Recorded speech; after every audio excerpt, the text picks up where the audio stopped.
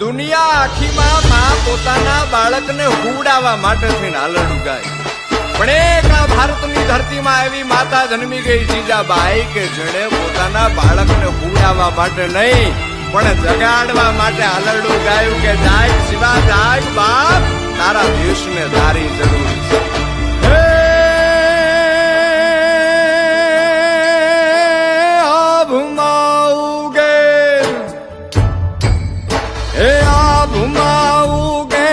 ચાંદલો ને જીજાબાઈ ને આવ્યા બાળ રે, જીજાબાઈ ને આવ્યા